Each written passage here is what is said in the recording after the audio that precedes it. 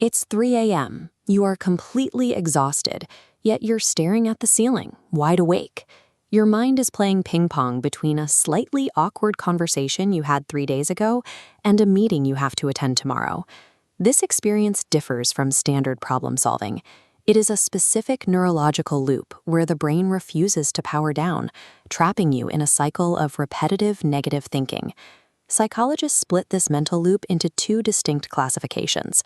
When your brain projects forward to predict future threats, that's worry.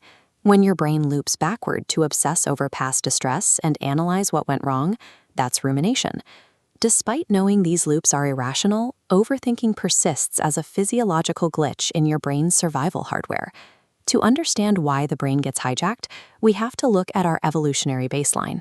Early humans survived through the negativity bias. For our ancestors, missing a beautiful sunset had no consequence, but missing the rustle of a predator in the bushes meant death. That ancient survival mechanism lives inside a brain system called the default mode network, or DMN. This network automatically powers up when we are resting or not actively focused on a specific task. The DMN acts as your brain's internal autopilot.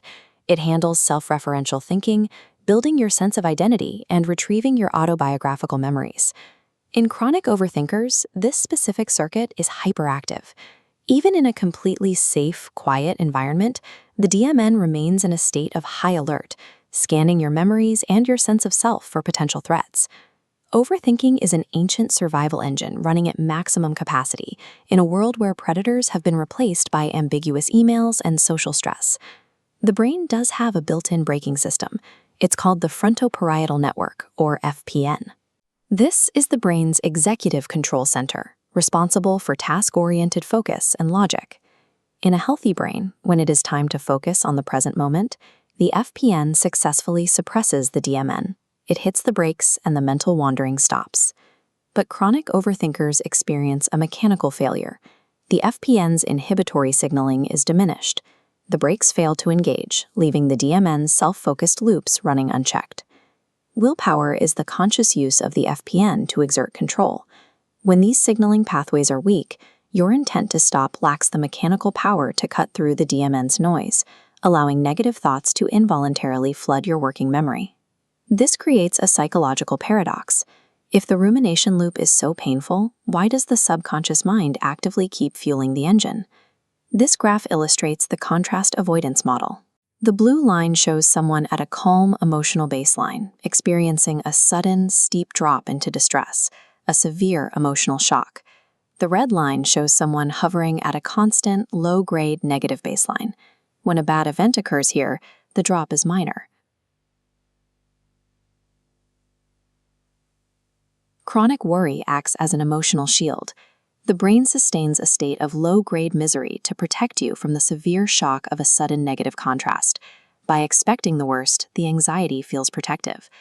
But while the mind feels protected, the body pays the price. Sustaining this mental threat state triggers your HPA axis, an emergency response system that floods your bloodstream with cortisol and adrenaline.